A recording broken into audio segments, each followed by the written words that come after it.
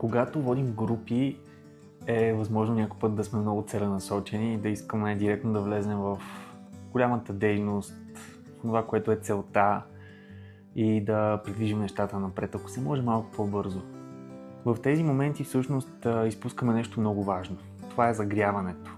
Загряването не е просто онази дейност за стопяване на леда, която е кратка, забавна и е така, да има нещо просто в началото, което да отпусне малко хората. Загряването е начинът, по който каним хората да пристигнат.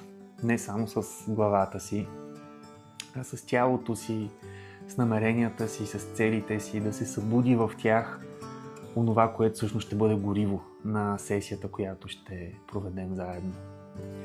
Загряването е преходът между всичко, което е било до този момент и онова, което предстои по време на срещата.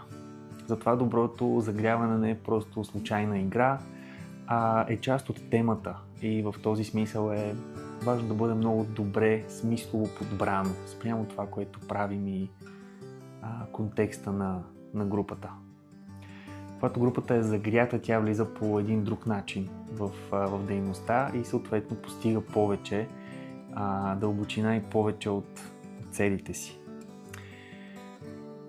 Иначе е възможно хората да бъдат по-малко готови да участват, по-резервирани или повече в рационалното и в главата си. Едно загряване, което ползвах наскоро, е в контекст на група, която се познава, работи дълго време заедно, има много доверие, също време обаче се виждат веднъж месечно. Инструкцията беше всеки да разкаже от името на човека отдясно какво важно ми се случи в последния месец.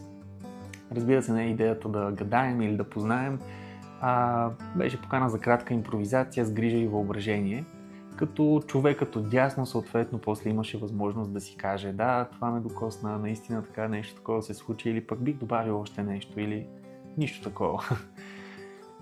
Получихме много забавен и стоплещ старт за групата и всъщност не само това, сякаш всеки казваше на другия в този старт: мисля за теб, нося част от твоята история, мога да си представя какво те вълнува и какво ти се случва в живота. И това създаде един съвсем различен старт на уикенда ни заедно.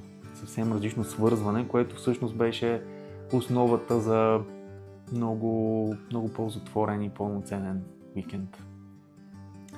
Как загряваме групата така, че да оживее, е един от ключовете в предстоящото събитие, което организираме съвместно с Our Space на 20 и 21 юни.